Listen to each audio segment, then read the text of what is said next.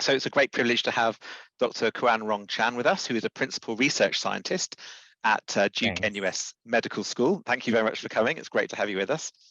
He has nearly 15 years of research experience in virology, immunology, and bioinformatics.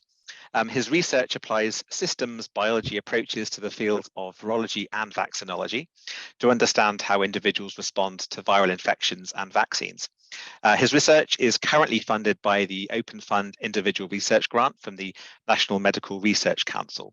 And the title of Dr. Chan's talk is Characterization of Host Immune Variations that Influence Live-Attenuated Yellow Fever Vaccine Adaptive Immune Responses. So Dr. Chan, over to you. Thank you very much.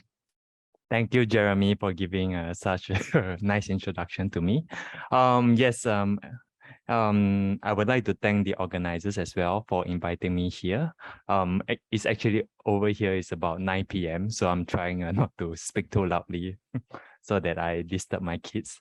But here I'm really proud to present one of our recent work, which is looking at how host immune variations can affect vaccine responses. And I'm from Duke NUS Medical School, and please feel free to connect if you guys have any idea of doing systems biology and how you want to apply it to your research. So perhaps before going into the topic itself, I thought about giving a short introduction about myself and my team. So basically, our research is actually looking at the human heterogeneity. And basically, we leverage on human heterogeneity to explain different biological phenotypes or clinical phenotypes using a systems biology approach. So for basic scientists, usually they don't like variations, and that's because variations gives rise to a lot of errors and you are not sure how to interpret the data. But for us, we actually leverage on this heterogeneity because we believe that the variations between individuals can allow us to better understand why different individuals behave differently and how these different behaviors and immune responses can lead to different outcomes in terms of vaccination or infection. And indeed, these tools have allowed us to publish quite a few publications. So basically what we are using is bioinformatics workflow that integrates multi-omics technologies, including transcriptomics, proteomics, flow cytometry, and metabolomics.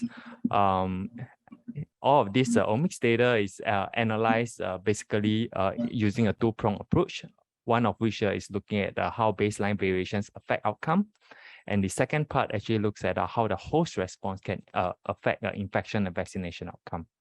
So from our data sets, we have analyzed to some detail the host response that actually discriminate between severe COVID and mild COVID, for example. We have also used this to understand why different individuals respond differently to vaccines, and also why certain vaccine candidates are more suitable than others. So the overall objective of these goals is to really understand, to better understand the immune response, and from the better understanding of immune response can allow us to better predict whether a person would develop severe disease or not, or would respond to a vaccine better or not. And all of this will be integrated into an app or web tool that allows then users to interact with the database, and for those who are interested can actually look into the proteins themselves to do further studies on it. So today I'll be mostly covering on this live-attenuated vaccine, which is yellow fever live-attenuated vaccine YF17D. YF17D is indeed the most successful flaviviral vaccines to date, and that is why we are very interested to understand the host responses to this vaccine, and how we can elicit this kind of host response to trigger a long-lasting immunity. So from our studies, we have characterized the vaccine, and we know that the live-attenuated vaccine triggers a transient viremia. And we know that this transient viremia is akin to an infection. and which is why this consequently triggers a good antibody and T cell response, then engenders a long-term immunity to the individuals. So from the YF17 vaccine, we have also tried, because of its transient viremia, we have also explored its use in the context of like a live infection to understand why certain people have symptoms outcomes or not. So basically, looking at the correlates of reactogenicity, what we have done very recently is that we show the increased levels of ER stress at baseline and reduce the metabolism is associated with increased risk of a symptomatic outcome.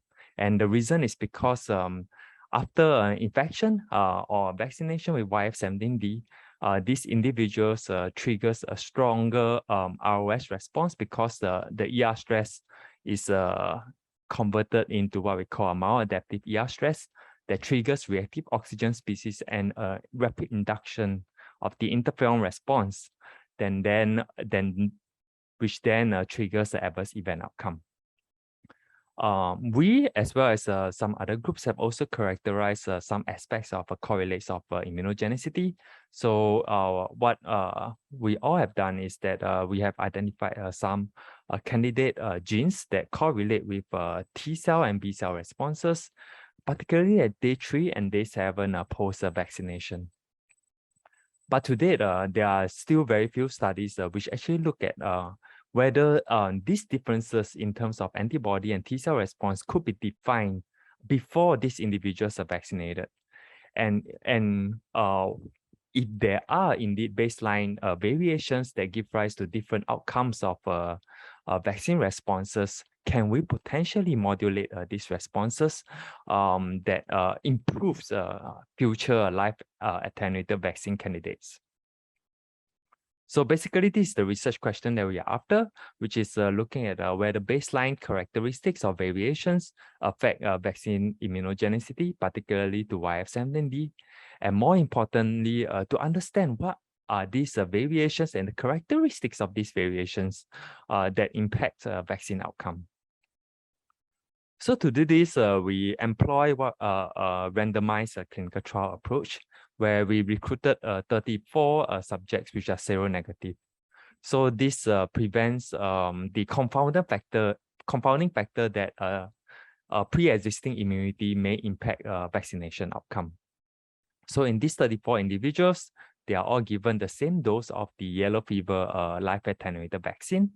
And what we do is we then assay the omics response at the before vaccination, as well as after vaccination at day 10 to day 14 to look at T cell response, and at day 28 as well to look at neutralizing antibody response to try to understand what are these baseline correlates that correlate with these immunological parameters. So first, we characterize the T cell response, and here, indeed, we can clearly see that there is a huge variation in terms of T cell responses. On the left, we can see that these are actually proliferating CD8 and CD4 T cell, which is induced greatly at day 10 to 14, and then comes down at day 28. Similarly, if you look at the activated CD8 and the CD4, you can see that the induction is clearly increased at day 10 to 14 and then reduced at day 28. So if you look at the neutralizing antibody response, you can also see variations from the lowest antibody responder to the highest. You can see the variations can be as big as 1 log difference. So this comes a question of whether antibody responses to the vaccine and T cell responses could be correlated. So when we do a correlation analysis, what we found was that the T cell and antibody responses, the correlation with T cell antibody responses were rather weak. In contrast, if you compare the CD8 to CD4 response, there was moderate correlation. And between the proliferating and activating T cell responses, they are strongly correlated. So overall, what this suggests is that the CD4 and CD8 responses show some correlation with one another, but they are clearly showing a distinct correlation as compared to the antibody response. And what this could indicate to us is that the baseline determinants or the host response determinants that govern a better antibody or T cell response could be different. So of course, the first thing that we ask is whether the subject demographics could impact the differences in antibody and T cell responses. This is a very busy slide, but what I want, what basically is the take-home message is that the antibody and T cell responses were neither correlated with age, BMI, gender, or ethnicity. So this overall, this suggests that at least in our cohort, the subject demographics does not seem to play a role in terms of differences in vaccine responses. So this prompted us to be even more interested to understand what are really the baseline correlations.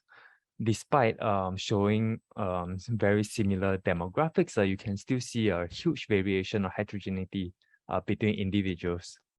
So here we took the gene expression data, basically looking at the baseline expression of the transcriptomic data. And what we do is we correlate this transcriptomic baseline abundance with either the activated T cells, CD4 T cells, or the neutralizing antibody response. And here you can see the number of genes that are significantly correlated to antibody, activated CD8 or CD4 response. At one glance, you can immediately see that the baseline determinants or the baseline associations with antibody T cells are rather different, which is similar to what we see in the flow cytometry data versus the PRNT titers. So here you can see that the signatures are distinct, although there were more genes that were shared between the activated CD4 and CD8s. So if we take all of these correlated genes and do a hierarchical clustering, you can immediately see that the subjects can be effectively split into 3 distinct subgroups. So here you have one group of individuals with high PRNT, that means a neutralizing antibody response, but poor response to T cells. In this group of individuals, they have good T cell responses and also some decent levels of antibody response. And here in the third group, you can see that the responses to both CD4, CD8, and antibody response are rather poor. So you can see these 3 distinct subgroups. So this prompted us to ask the question whether we can potentially find predictors for antibody or T cell response even before these individuals were vaccinated. But before we do that, we also took one step further because we wanted to understand if we can find predictors, what do the predictors actually mean? What is the characteristic of these predictors? So what we did is we leveraged on the data published by Sang's group. So basically, these individuals were vaccinated with influenza at day 0. So basically, the transcriptomics was assessed at day 7 before vaccination, day 0, which is before vaccination, and day 70. So here, we are actually trying to identify genes that are not changed over time. And we think that for those genes that are very stable over time, or what we call as temporally stable genes, are likely to be those that are inherent with the host and likely to be genetics governed. Whereas on the other hand, if these genes are actually very fluctuating or change over this period of time, then these genes they are potentially unstable, and I think it's very likely that this could be affected by environment. And if these are indeed affected by environment, then this may suggest that certain changes in environment, such as lifestyle changes or diet change, can potentially impact vaccination outcome. So first, we look at the predictors of antibody response. So here you can see that the top predictors for antibody response are mostly genes that are negatively correlated. So these are the genes that are highlighted. In asterisks are those which are what we call temporally stable genes, which are likely to be those that are inherent within the host. You can see that the majority of these transcripts are actually temporally stable, which to us is quite interesting because it suggests that the inherent characteristic can potentially influence the outcome of antibody response to yellow fever vaccine. So just to confirm that we are picking the right set of genes, we can see that the low responders have higher expression of these genes, whereas the high responders have low. And you can see that the correlation is pretty strong. But just to be sure that these top predictors are not only seen in our cohort, but in also other cohorts as well, we also look at independent cohort published by Kuan Rong Chan, which is of a completely different ethnicity group. So here you can see that the top predictors can also predict the low responder and high responder very effectively, with a strong AUC score of 0.87. So for this, we didn't even do any further trimming of the data. Basically, looking at these 10 genes, and we can already see the clear separation. And here you can see that the separation is indeed significant, and with a moderate to strong correlation in terms of the transcriptomic response and the neutralizing antibody response. So suggesting that whatever that we find, the baseline characteristics not only confined to our population itself, but can be potentially extended to other cohorts. So we also look at the baseline characteristics that correlate with CD8 and CD4 responses. And here you can see that the number of the strongly correlated genes are a mix of positive and negatively correlated genes. And you can see that almost 50% are temporally stable and 50% are unstable. So suggesting that both the genetics and environment could potentially play a role in governing T-cell responses to yellow fever vaccine. So these are just the plots, the same plots to show that our model is robust and can predict strongly the CD8 and CD4 responses in our cohort.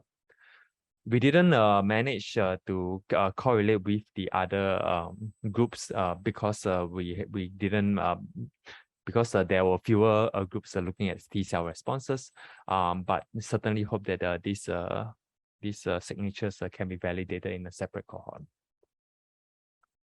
So next, we look at what are the functions of these genes that correlate with antibody or T-cell response.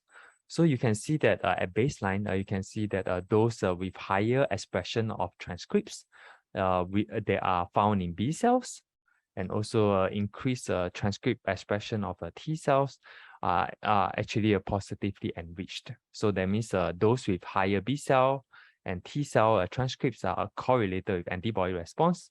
You can also see that the correlation CD4 response is apparent for B cells as well, although to a lesser extent for T cells. In terms of negative correlation, you can see that the lower expression of monocyte-related transcripts are associated with better antibody response and also the inflammation response.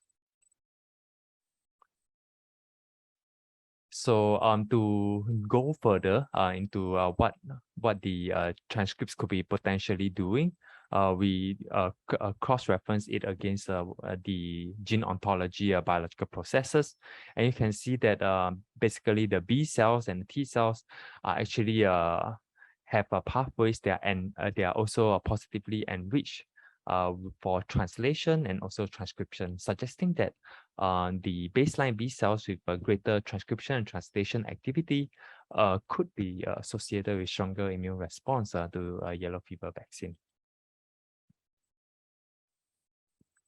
In contrast, these are the pathways that are associated with T cells. You can see that the T cell profile is very different, and this is as expected because we know that the B cell and the antibody and the T cell responses are not correlated. So you can see that the baseline T cell determinants are mostly associated with cell division, cell activation, and also some pathways related to T cells. In terms of the gene ontology, you can see that there is clearly a positive enrichment of cell-cell junction assembly. I think what we found from this enrichment is that this suggests that there could be more activated T cells that baseline already that could predispose individuals to better T cell response. So what we did is we did a flow cytometry at baseline as well and correlated with the T cell response after vaccination. And you can see that there's indeed a significant correlation for the baseline transcripts for CD8 versus the CD8 responses after vaccination. So similarly, the baseline levels of activated CD4 T cells were also correlated with CD8 responses. I think what is also particularly interesting is that if you look at the cell junction genes, you can see that the association with the CD8 activated T cell counts are also clearly seen. So all of this suggests that the baseline cell junction transcripts, they are actually more abundantly expressed in these activated T cells, could be associated with T cell responses to yellow fever vaccine. So overall, this is the summary of our findings. Basically, from the baseline transcriptomics, we have identified a subset of genes that are shown to be strongly associated with either antibody or T cell responses. I think of particular interest is that most of the baseline correlates for antibody response were related to temporally stable genes, whereas for the T cell responses is a mix of both temporally stable and unstable genes. And if we look deeper into what these transcripts are doing, you can see that increased transcriptionally and translationally active B cells and also T cells are also associated with better antibody response together with reduced inflammation and monocyte-related transcripts. On the other hand, for CD8 T cell response, the signature is completely different, and you can see that the levels of activated T cells, particularly those that are expressing the cell junction assembly transcripts, are associated with a better CD8 response to yellow fever vaccine. So these findings that suggests to us that there is a potential that we can potentially modulate the baseline characteristics or variations of these individuals that can improve a vaccination outcome. And this is what our future research is ongoing to understand what are the potential things that we can change or factors that we can change that then impact either antibody or T cell response to any vaccines. So this is just an acknowledgement slide. We are a small team, and I'm still I'm happy to have these like-minded individuals to go through this journey with me, particularly Justin and Clara, and also Eng-Yong and Jenny for conducting these clinical trials, and particularly to Eugenia Ong as well for coordinating the clinical trials as well as processing the samples for analysis. So if there are any questions, please feel free to ask. And yeah. Thank you very much, Dr. Chan. Yeah. Thank you very much. That's great. Does anybody have any questions at all? Please feel free to either put that in the chat or unmute or raise a hand. Actually, it's probably the easiest thing, and then I can spot that's you. While we're waiting for it, I just have a quick question. Sure. Kuan. So in the context of the analysis that you've done, you've also been looking at global CD4, CD8 responses. Have you looked at antigen-specific yellow fever T cell responses, which you probably thought was my obvious question, but I'm just wondering if you've looked at that and then whether there are any sort of specific differential gene expression which you saw in the context of any particular clones. Thanks. Actually, that's a really, really good question. You're exactly right. We mostly look at the frequencies, but not really the antigen specific T cells. Particularly is because there were previous publications as well indicating that the levels of or the frequencies of the activated T cells are also proportional to the antigen specific T cells. But